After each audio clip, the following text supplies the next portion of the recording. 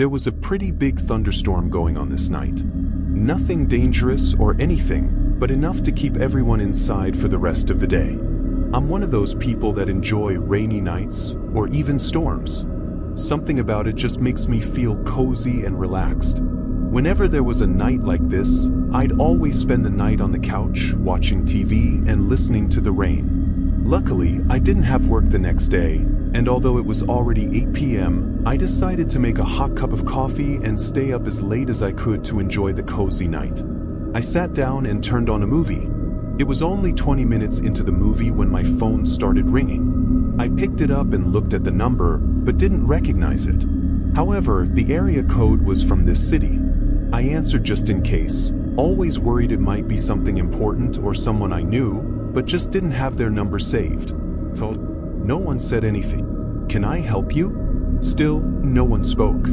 Oddly, I could tell it wasn't a dead line though, like I could hear background noise. It was messy, and after thinking about it for a couple seconds, it kinda sounded like the storm or rain outside. So I knew someone was there, but they just weren't talking. Feeling weird, I hung up. I couldn't really think of any reason someone would call and say nothing. I figured it had to be a mistake or a scam of some kind, even though it wasn't the typical robot voice or whatever. I tossed my phone back on the end table and continued watching TV. I got pretty well into the movie, probably an hour through, when in just a matter of seconds, the storm outside got increasingly louder. Like it really picked up. Thunder, lightning, and heavy rain. Then the TV and lights flickered. They quickly turned off, then right back on in a split second. I paused the movie and looked around, not sure what was happening. Then, not even 30 seconds later, the power went out. Suddenly the entire house was silent and the storm was twice as loud.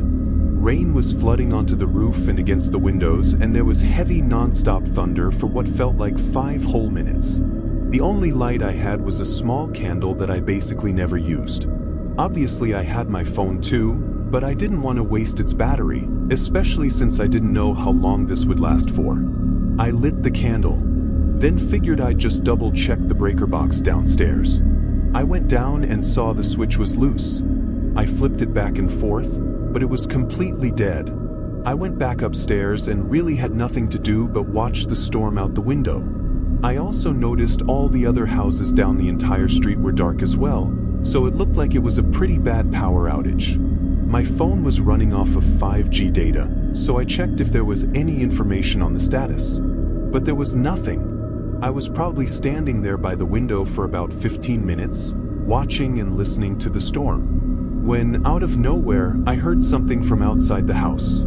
I immediately recognized the sound. It was the gate to my backyard, swinging open. That gate didn't have any sort of lock on it, but it never just swings open like that.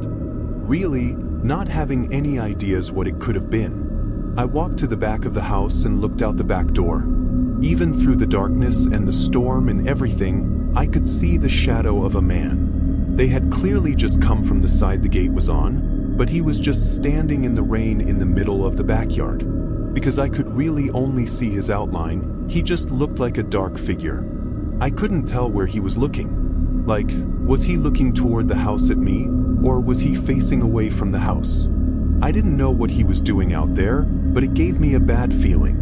I know I could have opened the door and yelled at him to leave my property, but I felt kinda nervous.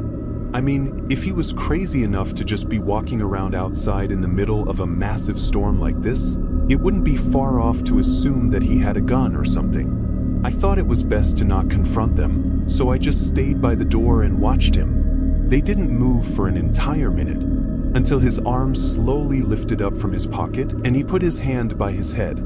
I didn't know what he was doing, but I could see a small glowing light in his hand. And just when I realized what I was, my phone began ringing in the other room. It didn't take me all but 2 seconds to understand what was going on. This random guy outside my house was calling me. That's why I could hear the rain on the other end of the phone earlier when he wasn't saying anything. But that was an hour ago. Had he been out in the storm, standing outside my home the whole time? Freaking out, I hurried into the living room and grabbed my phone, confirming it was the same number. Then without answering it, I went back to the door. The man was gone. This freaked me out. Why didn't I just stay by the door and keep an eye on him? I felt stupid. I didn't like standing by the door though, knowing he might be somewhere out there watching me.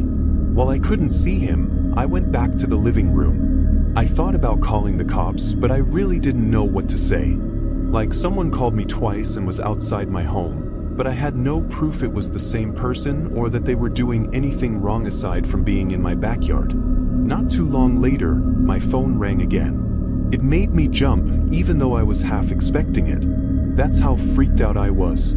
I declined the call, and only seconds later a loud knock came from the front door. They called again while continuing to knock on the door. These were heavy hits too, shaking the walls of the house. I turned my phone on silent, and embarrassingly I kind of froze up and did nothing. I know how dumb that sounds, but I've never been in a situation like that before. And when you add in the storm and the power outage, it just made it all worse.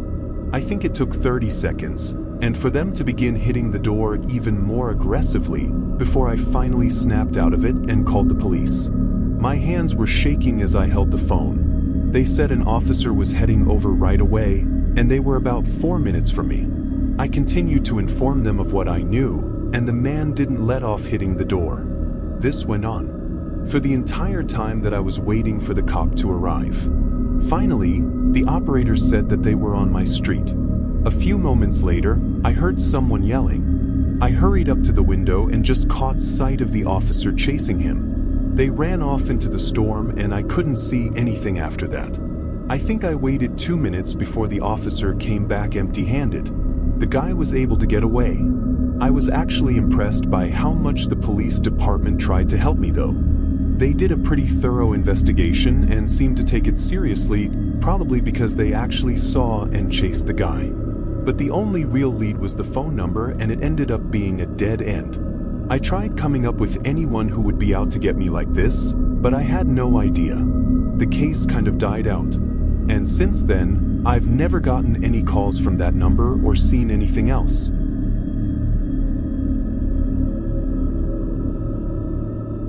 I don't remember exactly what year it was that this happened, but I've never really been able to shake the horror I felt that night. It's one of those things you assume would never happen to you, or that only happens in the movies, but being that naive only makes it 100 times more terrifying if you are unfortunate enough to experience something similar. I was young at the time, being in middle school, kind of at that age where I was starting to feel like I was growing up a bit. You know, feeling more like a man, I guess, which is silly to think about looking back. Anyway, it was summer, so most of my days were spent hanging out with my friends, either outside or gaming inside. This weekend was special though. My parents were taking a short road trip to a city 8 hours away to relive their honeymoon or something like that. I didn't care too much about the details because all I could think about was how excited I was to have the house to myself and invite my friends to sleep over with no rules to follow or anything. They left early Saturday morning, so when I woke up they were already gone. I immediately texted my best friend Finn. The only issue was that his parents definitely wouldn't let him over if they knew that there were no adults in the house. But with a little bit of lying, Finn was allowed to come over. Now, he wasn't going to be at my place until later in the day, like 6-ish, but being excited, I opened up the front windows so I could see when he got here later. However, when I did, I quickly noticed a man outside. The only reason I even cared was because he was strangely close to the house, like past the sidewalk and kind of near the garage. He had a very distinct look to him. Longish dark hair, patchy beard, and fairly tall and skinny. It made me feel uneasy, so I moved away from the window, not wanting to get spotted looking at him. A few minutes later, I quickly checked again, and he was gone. I didn't think it was anything worth mentioning. The rest of that day was chill. I was mostly in my room, just playing on my Xbox, until 6 when Finn finally made it. We grabbed some snacks from the kitchen, then went upstairs and pretty much locked ourselves in my room and played video games for 5 hours straight. It was about 11:30, and of course we were still playing Xbox when Finn left the room to go to the bathroom. Only 30 seconds later, though, he came back and asked if I heard that. I asked what, not having heard anything. But before Finn could answer, the whole house suddenly went dark. The TV, Xbox, lights, everything just shut off. I couldn't even see Finn standing in the doorway 5 feet from me. I combed the floor with my hands, trying to feel around for my phone, picking it up and turning on the flashlight. Both me and Finn were quiet for a second. I think just confused why the power had shut off so suddenly. But also, I was listening for what sound Finn said he heard just a few moments before the blackout. Eventually, after hearing nothing and the power not coming back on, I asked again what he heard, but Finn said he wasn't really sure. Maybe like a thump or a footstep on the floor below us. With the power shutting off though, we assumed it was probably just something to do with that, but we still didn't know why it shut off. And being younger and alone in the house, it was still a little unsettling. Knowing we kind of had to figure out what was going on, we went out into the hallway and down to the first floor. Once we left the room, we noticed we could hear the wind outside. It wasn't anything out of the usual, but enough to maybe consider that it could have caused a problem. Maybe it was us just grasping for something to blame though. Neither of us really knew what to do in this situation. Like, I knew there was an electrical box in the basement that could somehow test or turn the power back on, but I didn't know any specifics and I was kinda nervous to try anything. Finn thought he might be able to figure it out though, so I showed him to the basement. Oddly, the door was already open. Rarely does anyone go down there because it was unfinished and nothing was there but some storage and random old and used stuff. However, with my parents going on a trip, I thought maybe they might have gone down to grab some suitcases or something. The basement door was kind of toward the back of the house, so I hadn't been over there that whole day. This just made the whole thing a bit more unsettling than it already was. We still had our phone flashlights on, so Finn led the way as we walked down the creaky wooden stairs and into the basement. It wasn't very big, of like a wide corridor with concrete walls and a few boxes and loose items stacked up along the wall. Obviously, it was extremely dark. Anything that wasn't directly in front of our flashlights was completely pitch black. We went over to the electrical box. The panel that covered it was already partially opened. Finn looked around at it, but I think now that he was down here, he was also just as nervous as I was about trying anything. The main, larger switch was the only one that was flipped to the opposite side from all the rest though. Of course, we didn't know what this meant, but after a bit of hesitation, he flipped it over. Immediately, there were a bunch of faint beeping sounds and random startup noises from all the appliances on the floor above us. The basement was still completely dark though, as we never even tried turning the lights on before going down there. There was only a single sliver of light shining down the staircase from the first floor. We started walking back down the corridor to get to the stairs, but just before we got there, a sudden shuffling sound came from the other side of the basement. Both of us stopped moving, and I shined my light in that direction. In the dark, someone was standing there. I could see their shape outlined in the light, and I immediately recognized their tall, skinny appearance and long, dark hair. He was standing sort of behind some boxes which casted a shadow over his face, so I couldn't tell if we were making eye contact or not, or if he was sure that we saw him. I turned and booked it up the stairs. Finn followed close behind. I slammed the door behind us and we just ran right out the front door. Both of us were understandably freaking out. We ran across the street and I started a call with 911. It was pretty clear as we stood there and all the other houses' lights were on that the man in the basement had shut off the power. While on the phone getting updates from the operator, we saw a figure move past one of the downstairs windows. Then 15 seconds later, they moved past an upstairs window. Think it was the one to my parents' room that they were walking around in. But for the next couple minutes, we saw nothing else before police arrived. They went in and nobody was there. He'd already left out one of the back windows. Of course, my parents were called and there were a ton of questions, but ultimately nothing came of it. There's so many horrifying things to think about when it comes to what happened that night. Or could have happened. Like how long that man had been watching the house for. Or watching my family for. What exactly was he trying to do by breaking in and shutting off the power, then staying hidden in the basement? Thankfully, my parents were smart enough to move us out of that house soon after. Hopefully, we never have any more encounters with that man again.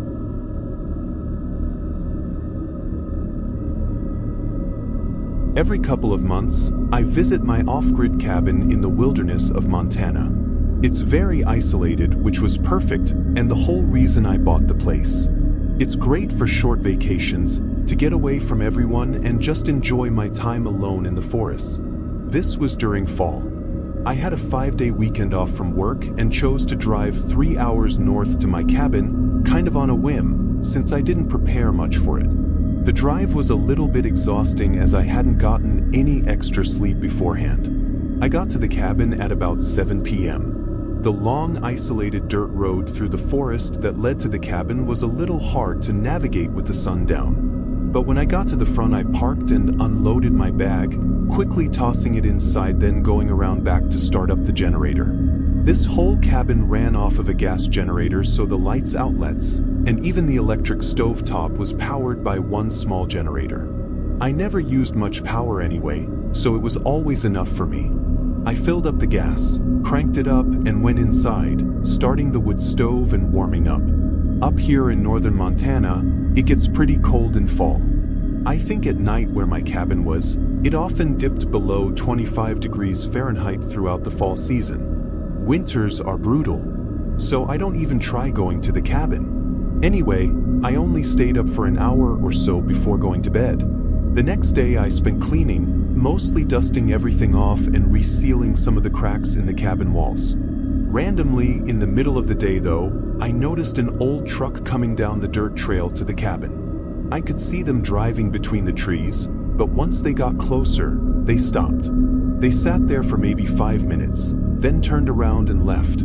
I really didn't think too much about it, assuming they'd somehow made the wrong turn and likely had a cabin of their own somewhere nearby. At night, I think around 10, I felt like enjoying a bit of nature and started up a campfire on the front porch. This would give the wood stove more time to heat up the cabin as well before I'd go to bed. I grabbed some old fire starters I'd left behind from months ago and headed to the porch. I had this little fire pit out there, so I tossed a couple logs in it and lit it up. It was always so nice the first couple nights being at the cabin and just listening to the forest and calm, quiet nature sounds. However, I was only sitting outside for maybe 5 to 10 minutes before the outdoor porch light all of a sudden turned off. I looked back, seeing all the lights in the cabin were off as well. There was only the dim orange glow coming from the wood stove. It was then I realized the noisy generator wasn't being, well, noisy. It wasn't running anymore. Annoyed, I got up and walked around back. Sure enough, it was off. I cranked it a few times, trying to get it back on. But after 10 good tries at it, I gave up and kicked it out of frustration. I thought it was just an old generator doing what old generators do best, which is to break down and not work properly. But after coming to my senses and checking the gas, it was empty. What the hell? I had just filled it up with a whole canister when I got to the cabin last night. There was almost no chance it ran through it that quickly. I checked around the grass for any signs of a leak or something, but there wasn't. I was really confused.